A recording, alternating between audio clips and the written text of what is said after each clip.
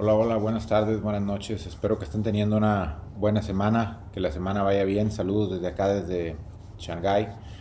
Am, para el día de hoy, un tema que había preparado y que he comentado con algunos amigos y con algunos de ustedes es el tema de lo relacionado con el sobrepeso o la obesidad y todos los problemas que eso puede tener, que no los vamos a discutir aquí, pero algunos de ellos, la diabetes, perdón, el colesterol, alta presión, problemas con las articulaciones, dolores en las rodillas, tobillo, cadera, temas que pueden tener que ver con la autoestima, sobre todo para cuando los niños crecen con eso y son maltratados o buleados, o como se diga en español, ¿verdad?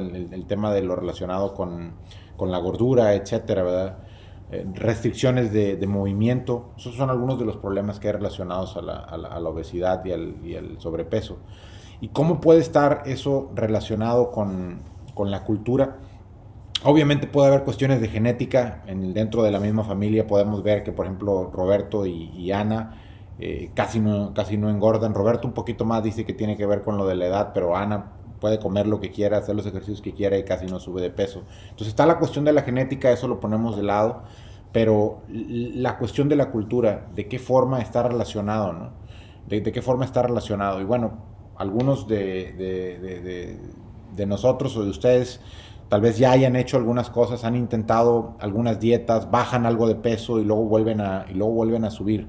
Si ya han sido exitosos y se han mantenido donde quieren, perfecto, ¿eh? Pero si no nos ha funcionado, si hemos intentado algo, bajamos un poco de peso y luego volvemos a subir, ¿qué es lo que nos afecta, ¿no? ¿De qué manera tiene que ver que México está en los primeros lugares de obesidad en el mundo? ¿Qué tiene que ver eso con la cultura? ¿Hay algo que pueda tener que ver con la cultura? Y ese es el tema que quiero comentar. De nuevo, después de estar acá 7 años y observar algunas de las culturas asiáticas, por ejemplo los japoneses, hablemos de los japoneses, que en términos generales son más delgados que nosotros los mexicanos, ¿no? La pregunta es ¿por qué? ¿Viven acaso siempre muertos de hambre? ¿Con mucha hambre siempre? ¿O se aprendieron a controlar mejor? ¿O la comida no es tan rica? ¿Qué es? La pregunta es ¿qué es? ¿No? Y una de esas claves, cuando menos una propuesta de la clave, puede tener que ver con la cuestión de la cultura. Entonces, ¿de qué manera tiene esto que ver la cultura con la comida? Entonces, conversando en los últimos 2 años con diferentes personas y observando la comida, una de las observaciones es que la comida mexicana es muy densa. Es decir, muchas calorías en un espacio muy pequeño. Y bueno, eso nos deja con muy pocas alternativas, ¿no? O sea, si como esa comida solamente, tengo dos opciones. Una de ellas es o como lo que necesito y tengo hambre, o como a llenar y por lo tanto como de más de lo que necesito y quiere decir que engordo o mantengo mi peso que puede estar en sobrepeso o en obesidad, ¿no? Porque la cantidad, hay mucha densidad calórica, está muy pesada la comida en un espacio muy pequeño. Y esto tiene que ver con la cultura porque antes, cuando esta comida, la comida que nosotros comemos se desarrolló, las necesidades de energía eran mucho más grandes. El estilo de vida tenía que ver con el campo o con donde se necesitaba utilizar mucho el cuerpo, o actividad o un estilo de vida mucho más activo en el cual había que caminar más, había que trabajar en construcción o había que trabajar en cosas que requerían mucho más que el cuerpo estuviera activo.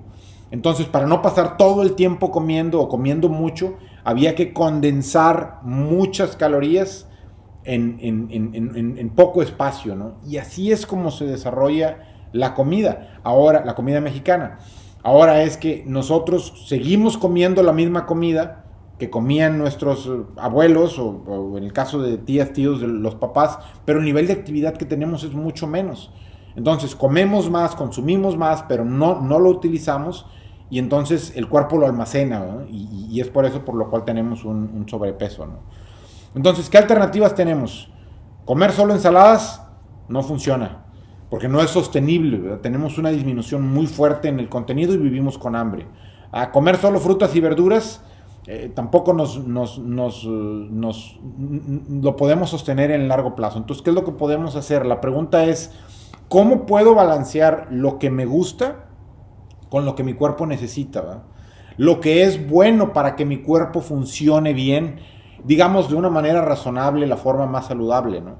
Y esto nos deja con una pregunta para considerar, que yo creo que es muy, muy valiosa, y es, ¿estoy realmente consciente de lo que mi cuerpo necesita y de lo que me hace bien?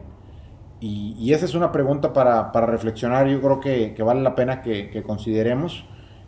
Pregúntenselo cada uno de ustedes. Yo realmente sé qué es lo que mi cuerpo necesita en términos de alimentación.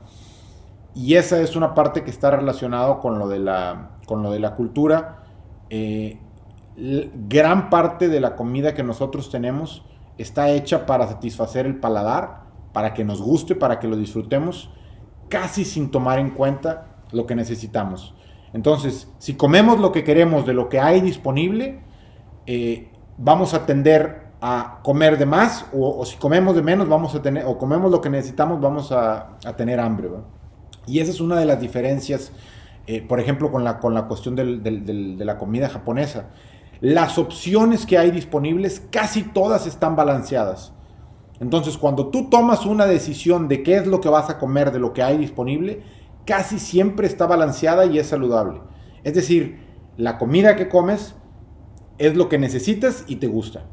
En el caso de nuestra comida mexicana, no existe ese balance. La comida mexicana no fue generada de esa manera. Entonces la pregunta es, ¿qué podemos hacer? Y para eso es para lo que vamos a trabajar en el próximo video, tal vez a mitad de la semana. Ahí estamos en contacto. Un abrazo.